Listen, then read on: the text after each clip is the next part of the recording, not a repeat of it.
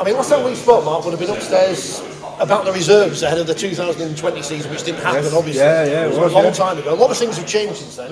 Did you ever imagine 3 years down the line you'd be the head coach of a Super League club? It's funny how it works, isn't it?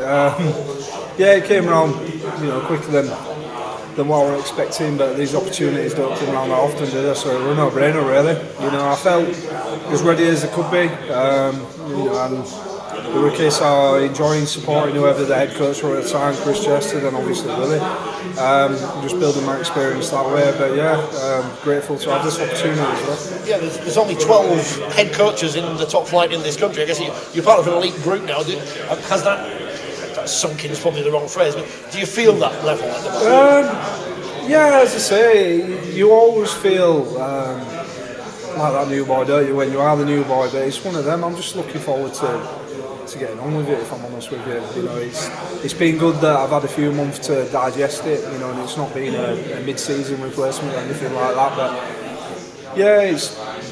I'm just looking forward and excited for it all to start, and I suppose you only ever get used to that feeling when you're in these jobs for a prolonged period. So my aim's to hang around, not just get there. You want to be there and make a career out of it, don't you? When Brian Carney pulled you up on the stage yesterday, he said something about, here's the team's challenging Saints this year. I thought, no pressure then, you're going off to the grand final. Yeah, I wasn't expecting that, to be fair. That was my first launch event, and I sat there and next minute up you come. I was like, oh, here we go. But it's one of them. Saints are the benchmark. There's no two ways about that. I mean, you heard Paul Whelan speaking yesterday. The recipe for success is obviously hard work.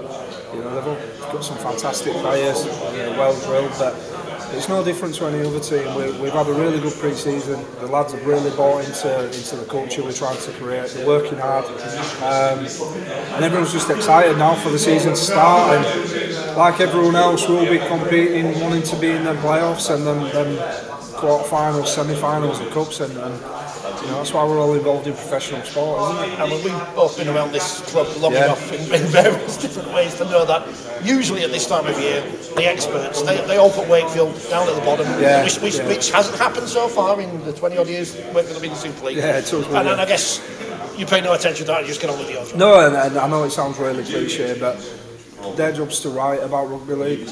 My job's to coach rugby league, and players' job is to play rugby league. So, it's definitely, like, people are asking me about the John Wilkin thing and things like that.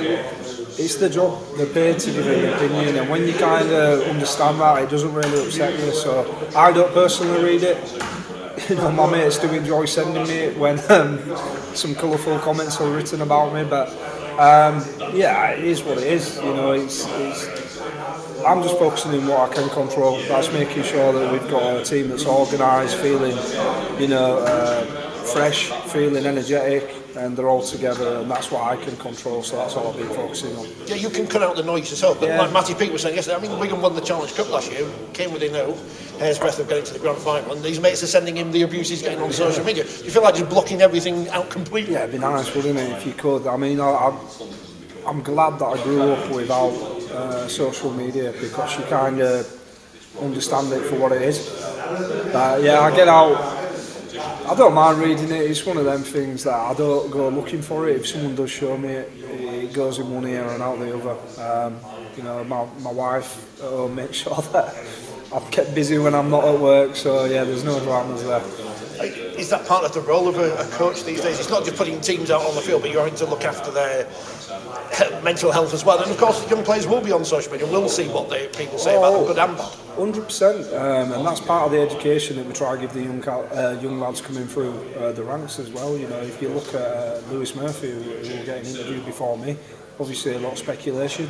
So there's that side of it too, making sure that they stay nice and humble and they don't get too carried away with them headlines. And then there's the other side of that, where they might have had a poor game and they're getting quite a lot of abuse. So it is a massive part of a modern day professional's job, being able to handle that side of things. So as a coach, that's part of the man management side of it. You've got to get to know the player, get to know the person, make sure you know what buttons need to be pressed, and what the sport networks are like away from rugby.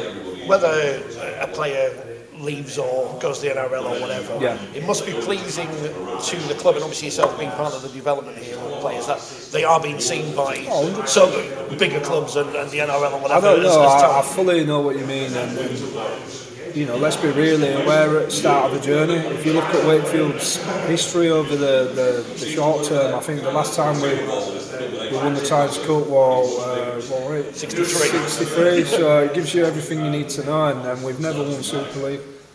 You know, we won the all Division 1, but it's a long time ago now. So we're at the start of the journey in building back up towards that. So players do see other clubs, you know, slightly more established and competing for them trophies. And you know, if it does turn out to be true with Lewis, I'd be one of the most proudest people. I'd be gutted to lose him, but I'd also be really proud to see him kicking it on the world stage against, you know, what is the best league in the world at the moment. And yeah, there'd be a sense of pride, definitely. I guess on the wider point, it does show there's plenty of talent within the English system that the Australians want to take celebratory over there. 100%. And you know what? It's the challenge of the English game now is to stop blaming everyone else and look at itself. You know, we've got a responsibility to grow the game here. We are going to lose, you know, our best talent. We are going to keep some of the best talent.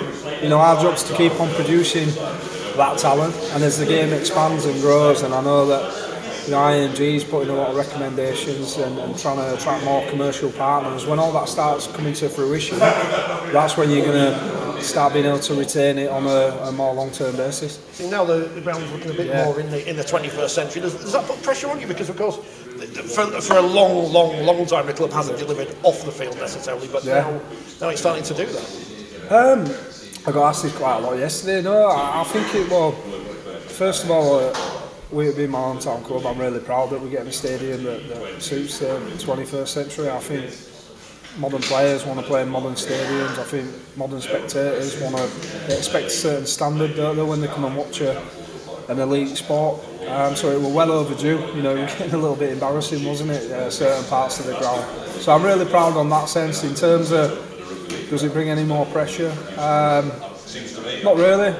It's more, I put pressure on myself, and I know that, you know, the people I surround myself with expect more from themselves as well. So again, it's an outside noise that I can't control, so I'll just focus on controlling what I can. 150 years of the club then this year.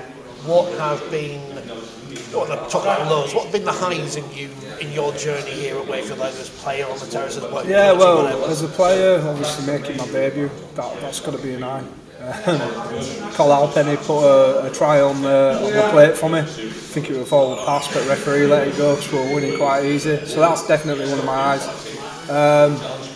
Been some lows too. Listen, around, I know we stayed up like the skin of his teeth, didn't we, in the Battle of Bellevue, as it's called, against Cass. I remember I wasn't playing in that game. I'd had hernia surgery and thinking, have I got a job next year? You know, have I got a contract and things like that. That definitely pickles with your emotions a little bit.